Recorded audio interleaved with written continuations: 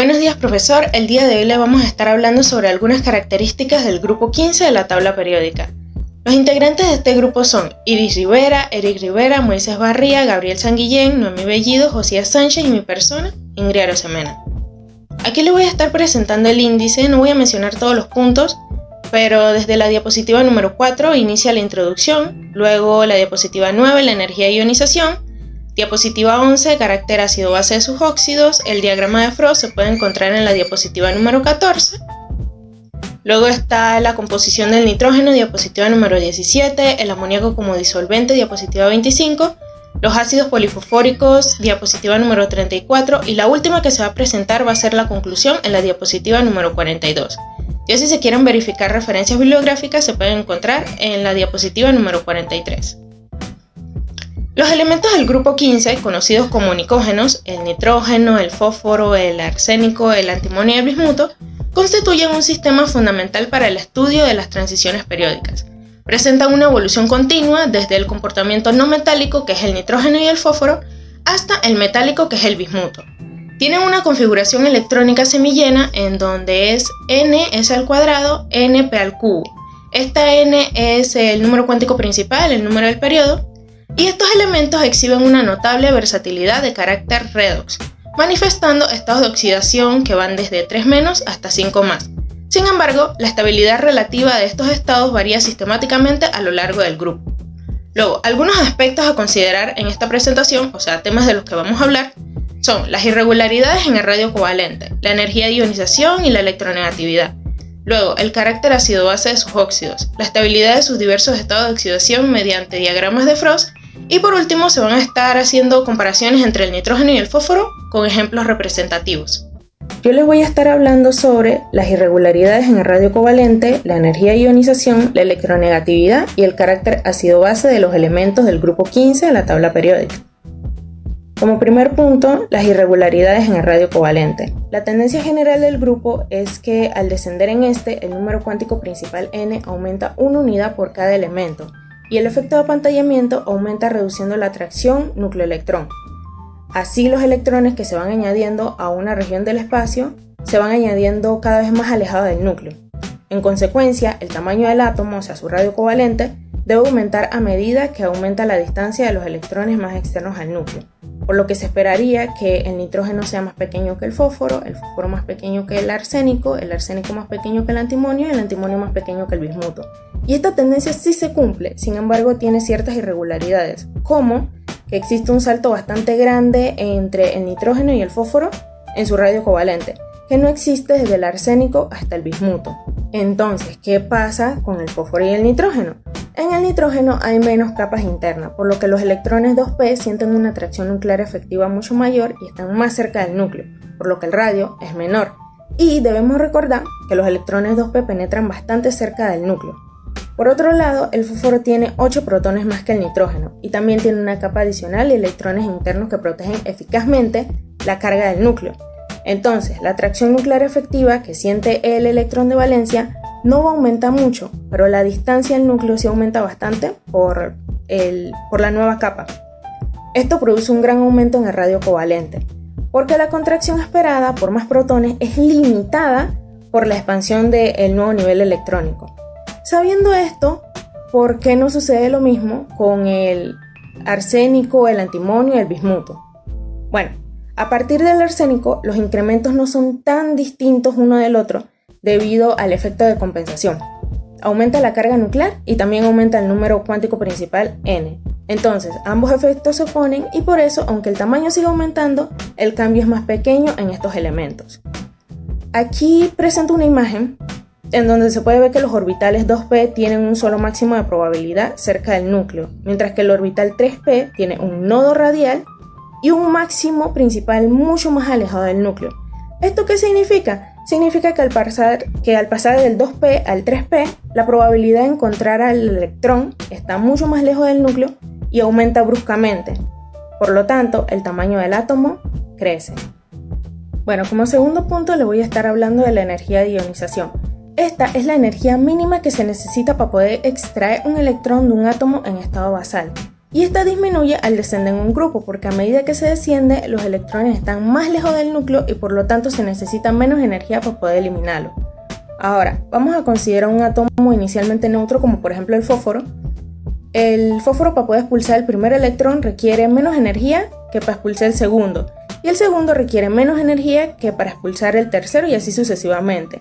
Esto se debe a que tras la pérdida del primer electrón, la carga total del átomo se vuelve positiva y las fuerzas negativas del electrón son atraídas hacia la carga positiva del ion recién formado.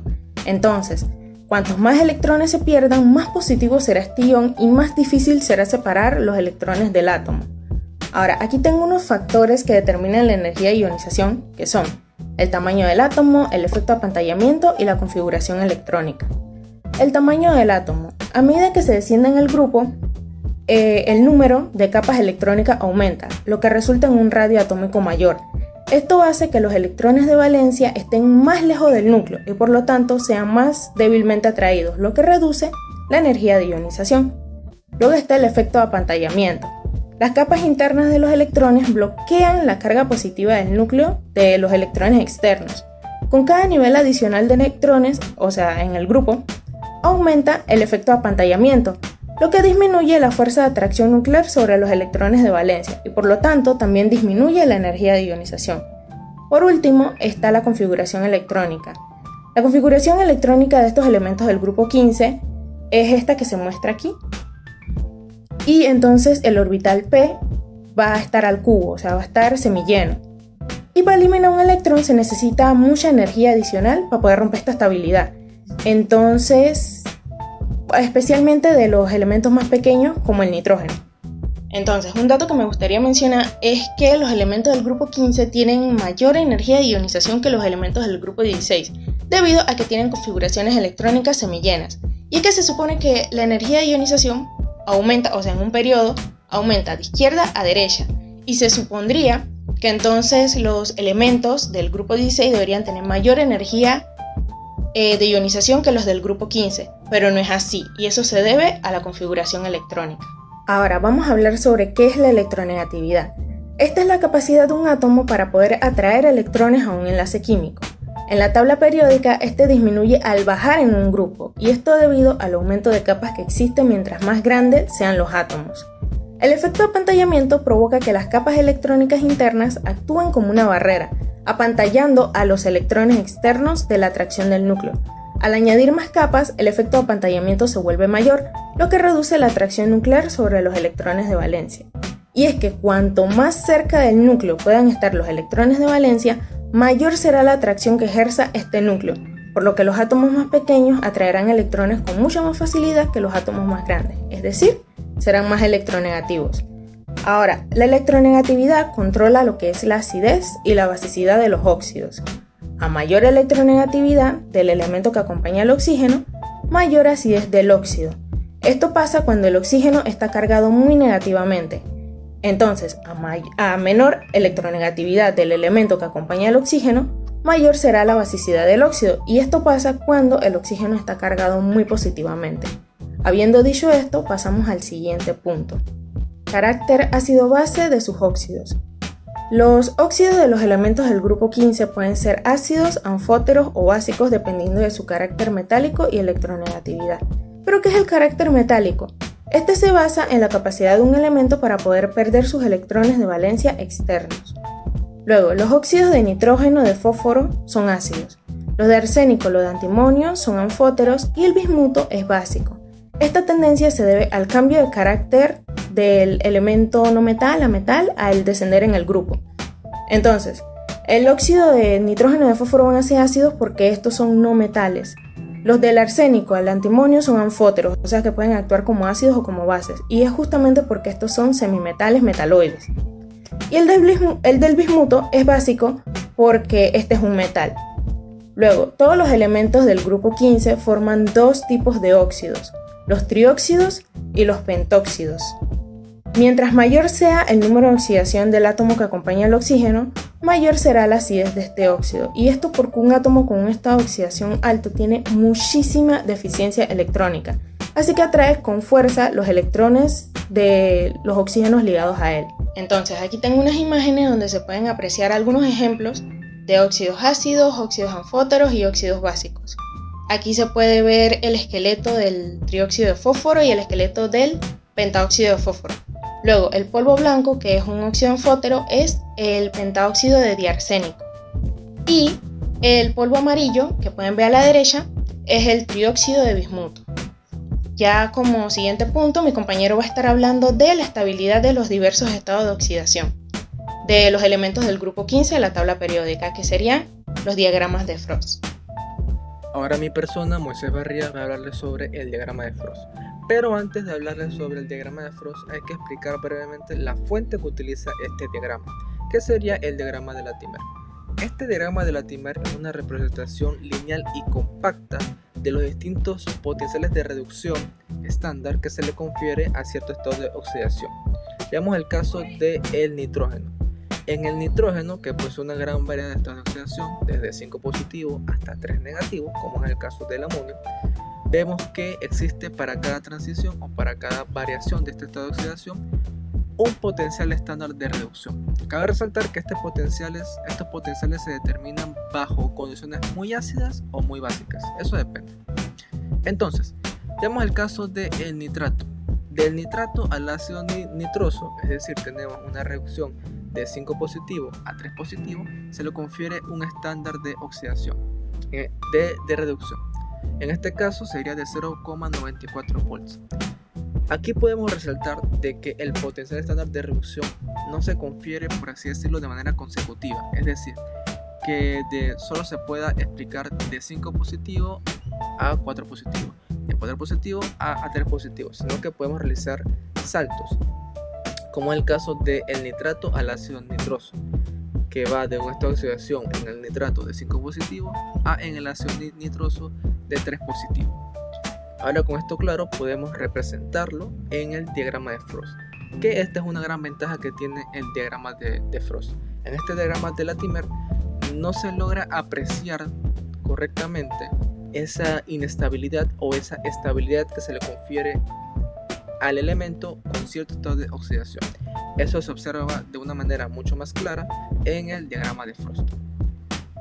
Diagrama de Frost. El diagrama de Frost, como mencionamos, es una representación mucho más visual, por así decirlo, de cómo vendrían siendo las estabilidades del estado de oxidación para cierto elemento, usando como fuente el diagrama de Latimer que mencionamos anteriormente y lo explicamos. Entonces, para poder realizar esta gráfica necesitamos dos variables. Primero, la energía libre estándar o la energía libre de Gibbs a vacío equivalente solo varían con la constante multiplicativa de Faraday. En el otro eje tendríamos el número de oxidación que varía con cada elemento. Entonces, a primera vista de este diagrama podemos observar que los puntos más altos en estas gráficas indicarán una inestabilidad para ese número de oxidación. ¿Qué quiere decir esto? Que el elemento al estar en ese número de oxidación tenderá a desproporcionarse a sus vecinos, a los puntos menores, como es el caso del nitrógeno que veremos posteriormente comparado con el fósforo, que es muy curioso. Obviamente al cero le conferimos un potencial estándar de reducción de cero debido a que no hay electrones en transferencia. Otro caso también sería con el cobre. Si observamos el diagrama de Frost del cobre, tendremos pues el cobre con esta oxidación de 0, el cobre 1 positivo y el cobre 2 positivo. Veremos que hay un gran salto desde el 0 hasta el 1 positivo. Igualmente con el 2 positivo. ¿Esto cómo se refleja? ¿Cómo sabemos que esto es cierto? Bueno, en la naturaleza se observa claramente. El cobre lo encontramos como una mena, no en una disolución, a menos que utilicemos ácidos fuertes, que eso lo veremos después. Aclarado esto, podemos seguir a la comparación del nitrógeno con el fósforo. Cuando comparamos el nitrógeno y el fósforo en el diagrama de Frost, observamos un comportamiento totalmente distinto, a pesar de que ambos sean del mismo grupo. Por ejemplo, como primer detalle, podemos destacar de que el nitrógeno posee una mayor variedad de estados de oxidación que el fósforo, que lo representamos aquí, ya que el fósforo va de 3 negativo a 4 positivo, después a 5 positivo. En cambio, el nitrógeno 3 negativo, 1 positivo, 3 positivo, 4 positivo y 5 positivo.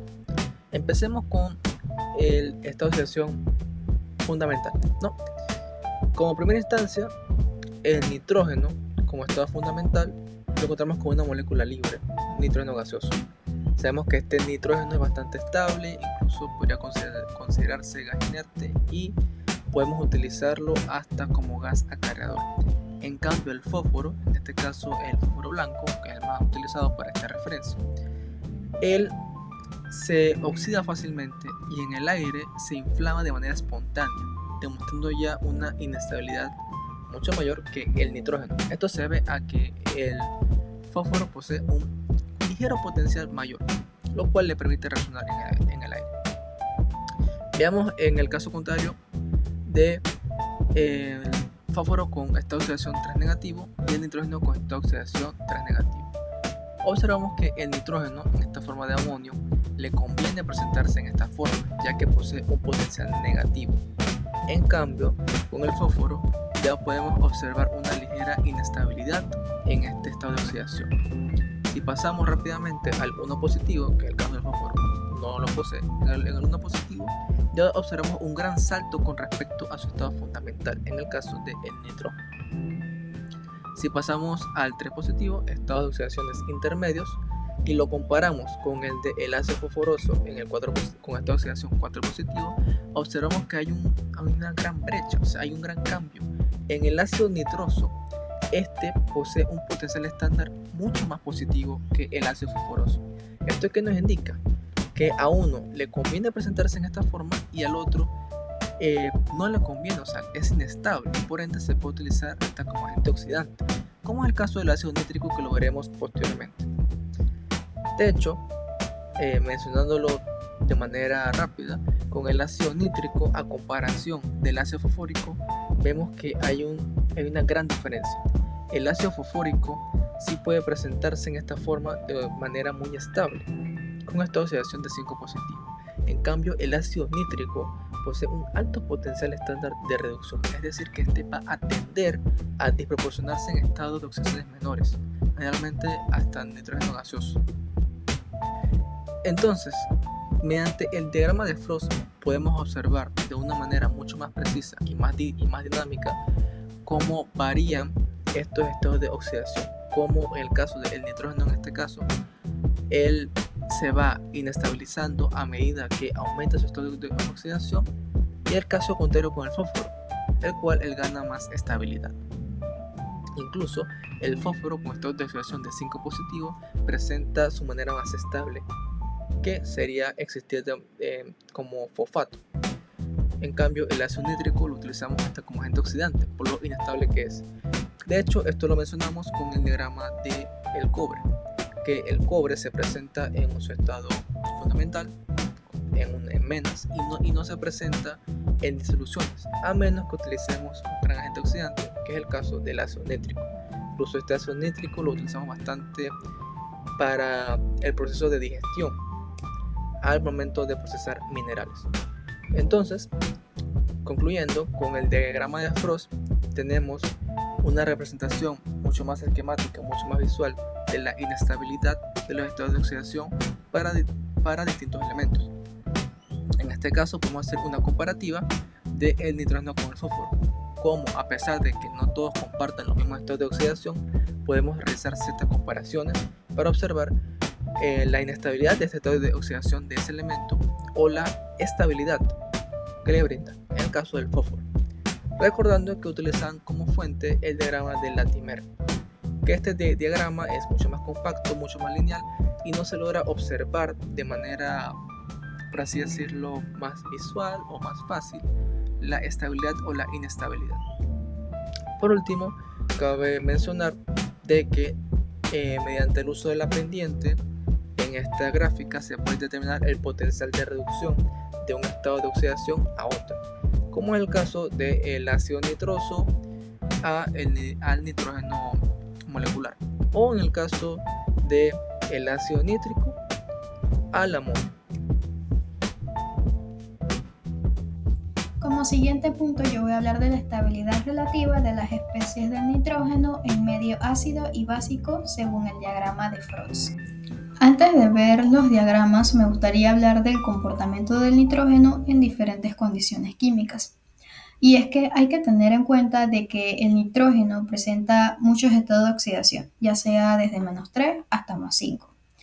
Y se encuentra en muchas formas, ya sea en formas muy reducidas como el amoníaco que está en un estado de oxidación -3, o en formas intermedias como el óxido nítrico que está en un estado de oxidación +1 o el óxido nitroso en un estado de oxidación +2, y en formas más oxidadas como el nitrato que está en un estado de oxidación +5. Esta variedad se debe a que su estructura electrónica le permite ganar o perder electrones con facilidad.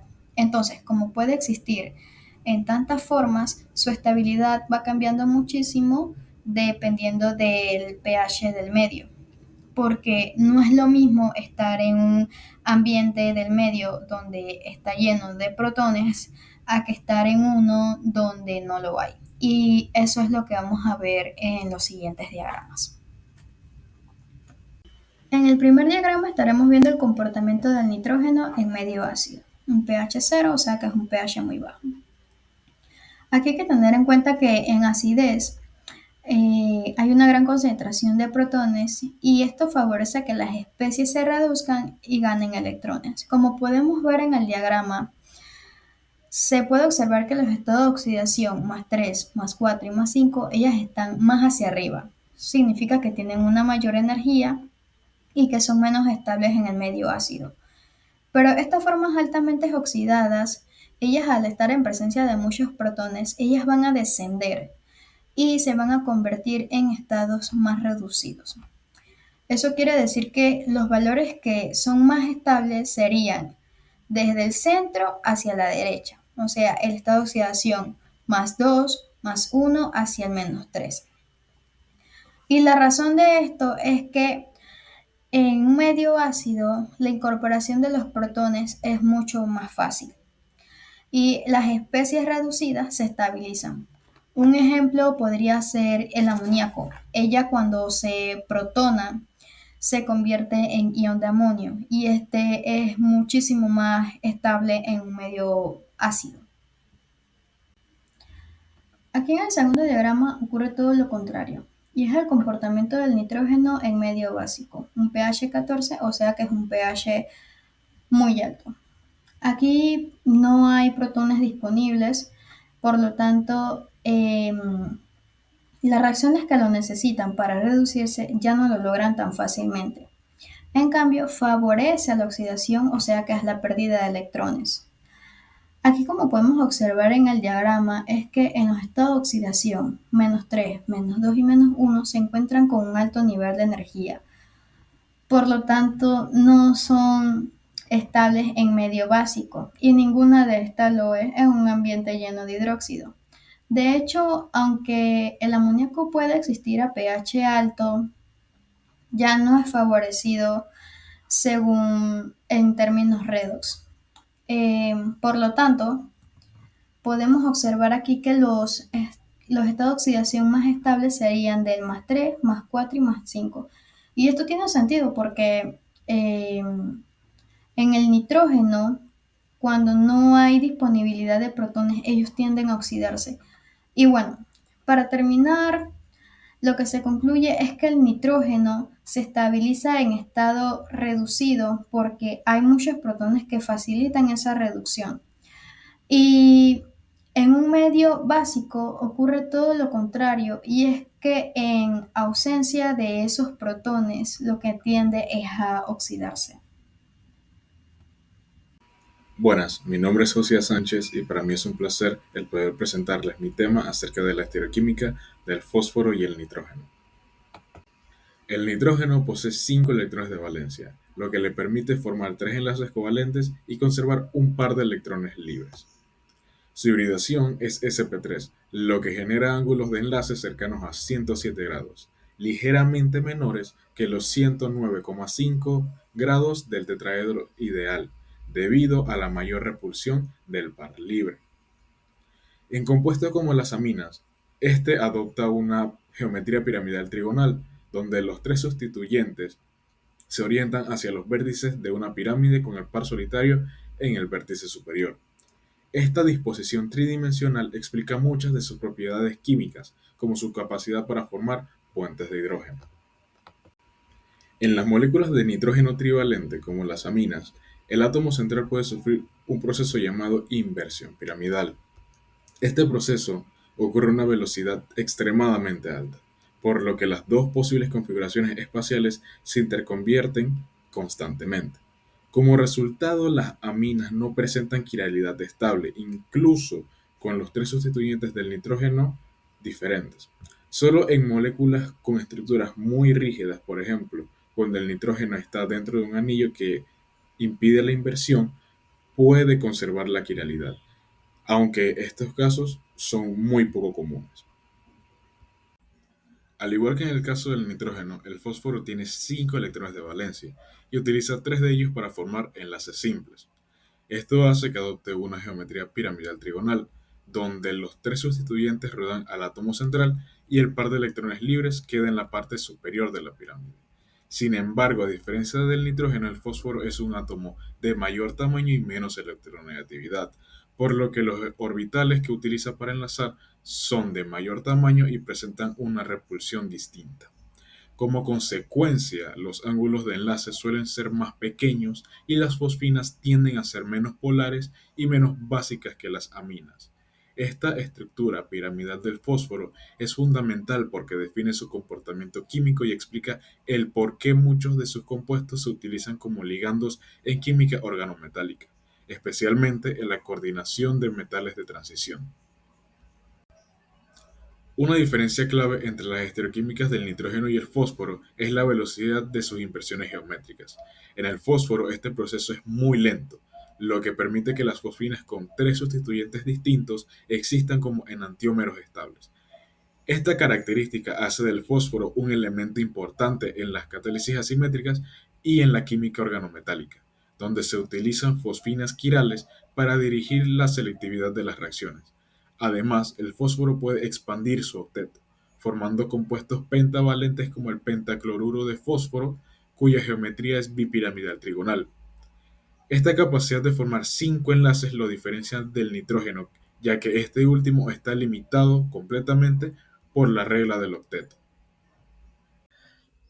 Ahora vamos a hablarles sobre el amoníaco líquido como disolvente. En este apartado veremos sobre las propiedades físicas y químicas que presentan este disolvente, el cual nos va a permitir entender cómo funciona.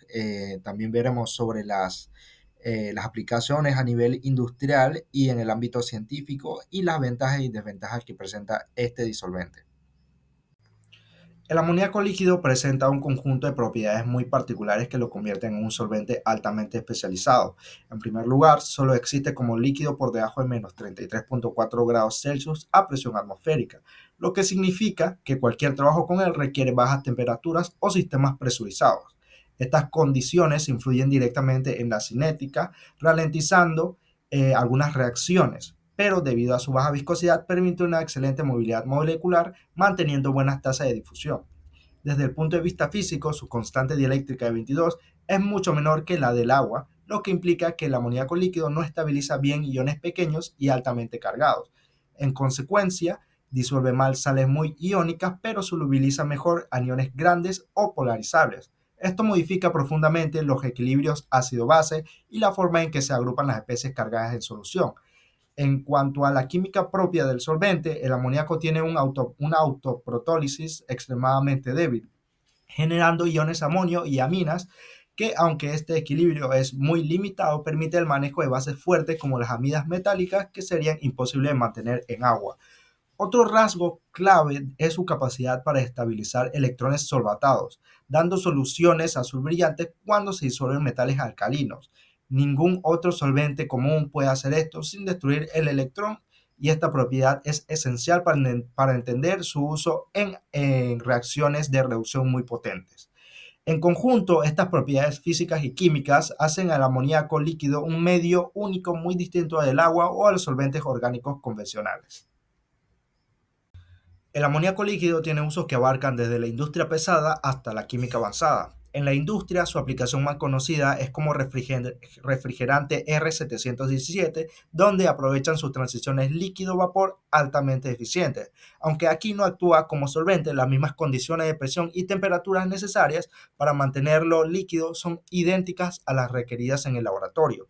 También es fundamental en la producción de fertilizantes, ya que el amoníaco anhidro proveniente del proceso Haber-Bosch sirve como base para nitratos, urea y otros derivados. Su disponibilidad en forma líquida facilita además la síntesis de compuestos nitrogenados de alta reactividad. En el campo de materiales, el amoníaco participa en el proceso como la nitración del acero, donde el nitrógeno reactivo penetra en la superficie del metal para aumentar la dureza y resistencia al desgaste. En fase líquida, el amoníaco puede actuar como ligando y disolver ciertos óxidos o complejos metálicos sensibles al agua. Dentro del punto de vista científico, sus propiedades más importantes es la estabilización de electrones solvatados, que permite estudiar aniones muy cargados, electrides, especies zinc e indicar polimerizaciones aniónicas. Estas mismas características esencial para la reducción de Birch, una reacción clave en síntesis orgánica para transformar anillos aromáticos. En síntesis, el amoníaco líquido es un solvente crucial en reactividad avanzada, en metalurgia y en la producción industrial de compuestos nitrogenados.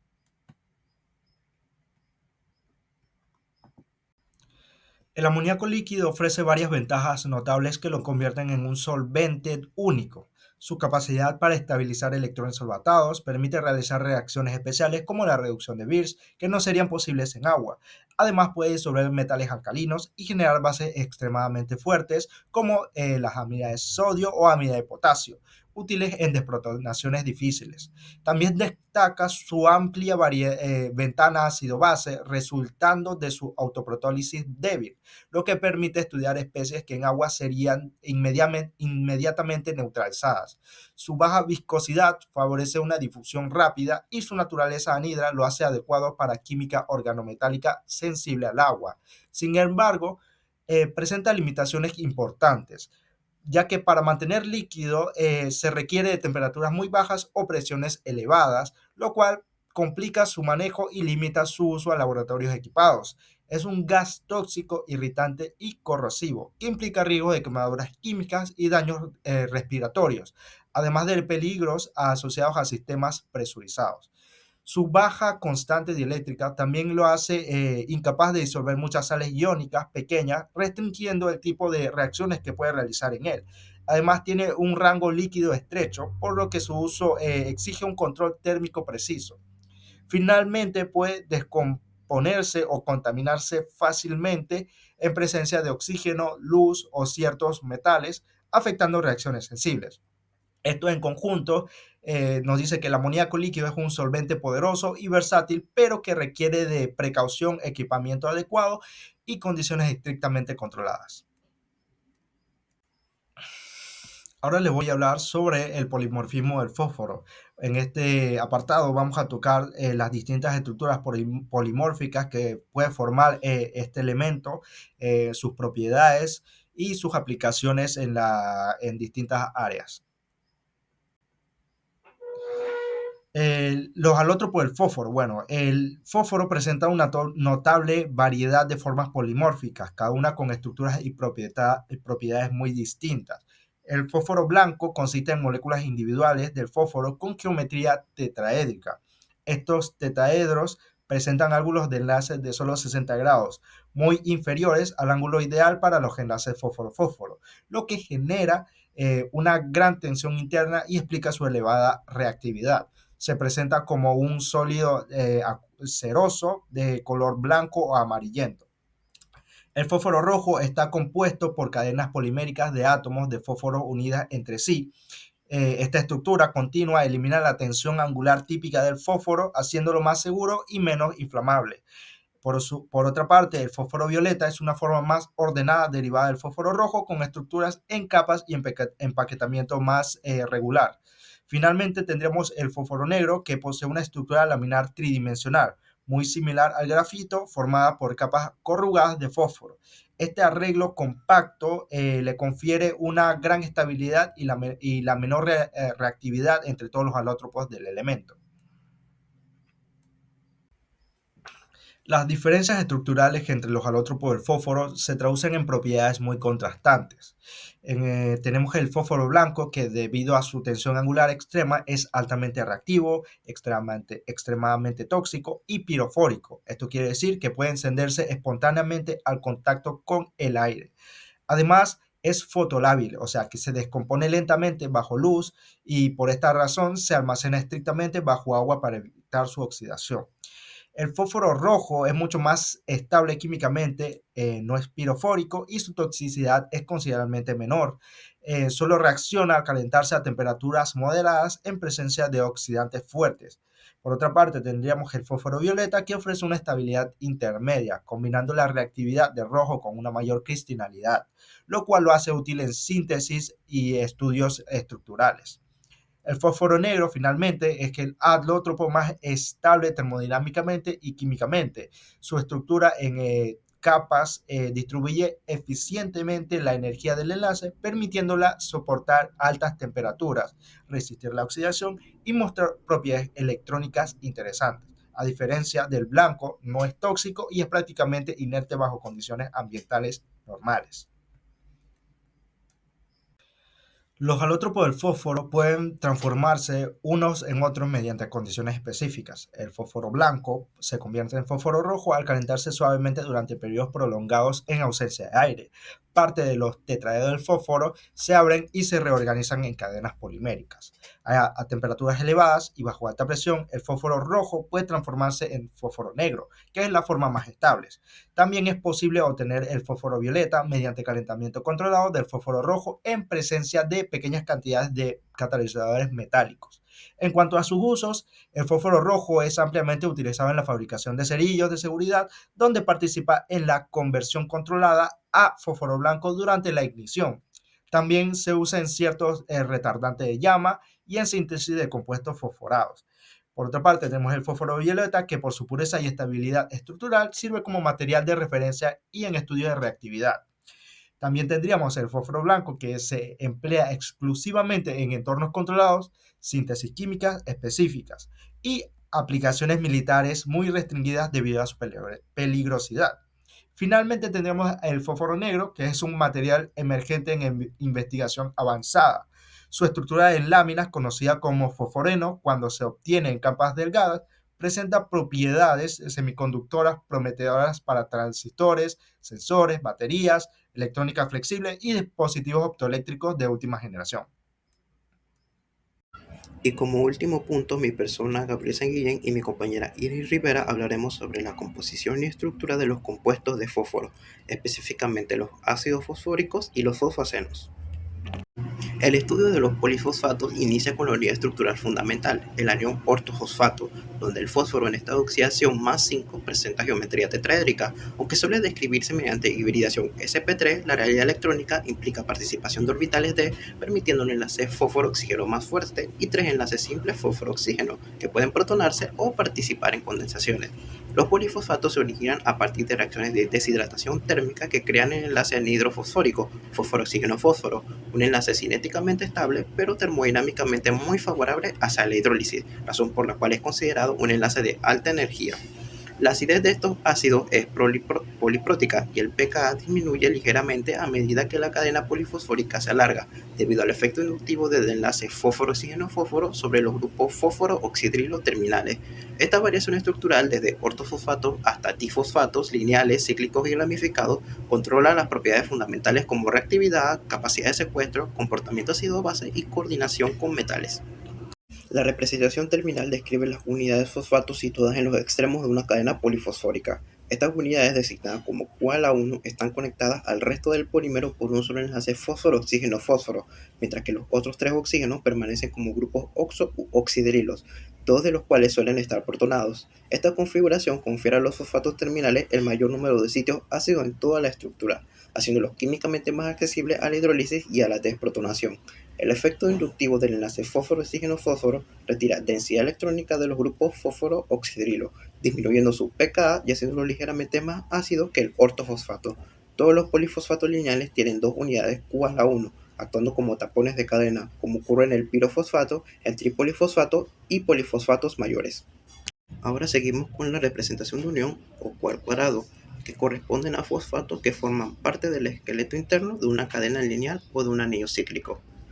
Estas unidades comparten dos oxígenos con dos fosfatos vecinos a través de dos enlaces fósforo-oxígeno-fósforo, por lo que solo conservan un grupo fósforo-hidroxilo ionizable. Debido a esto, son menos ácidas que las unidades terminales y presentan menor reactividad frente a la hidrólisis. En los polifosfatos lineales, el número de unidades Q² determina la longitud del polímero, N-2 para una cadena de N-fosfatos. Estas unidades también son las responsables de la formación de metafosfatos cíclicos, como el trimetafosfato, compuestos de alta estabilidad y ampliamente utilizados como agentes secuestrantes y en síntesis inorgánica. Su papel estructural es crucial para definir la rigidez, estabilidad térmica y comportamiento de coordinación del polifosfato. Un ejemplo es la molécula amilado, la cual es el ácido tripolifosfórico. Ahora, ¿por qué es importante la representación de unión?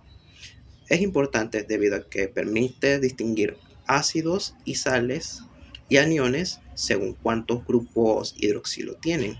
También ayuda a predecir la reactividad, especialmente en su hidrólisis, romper enlaces fósforo-oxígeno-fósforo y su condensación, formar estos enlaces fósforo-oxígeno-fósforos.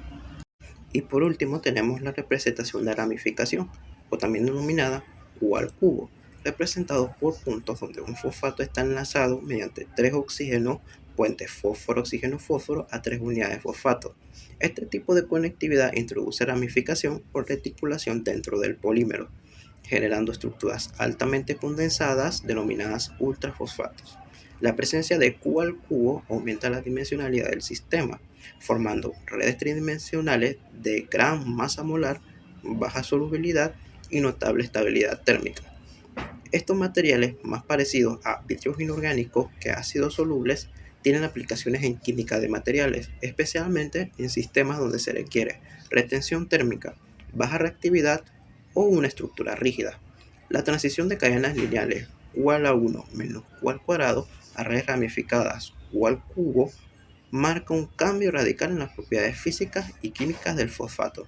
Algunos puntos a recordar de los polifosfatos ramificados es que son menos estables que los lineales o cíclicos, se hidrolizan más rápido, forman estructuras tridimensionales en sólidos, capturan cationes metálicos más eficientes en soluciones, se usan en detergentes avanzados y por último son modelos estructurales de redes vítreas de fósforo. Ahora mi persona Iris Rivera les vengo a hablar sobre los fosfacenos. Los fosfacenos son una familia de compuestos inorgánicos formados por una cadena alternada de átomos de fósforo y nitrógeno, unidos a través de un enlace PN.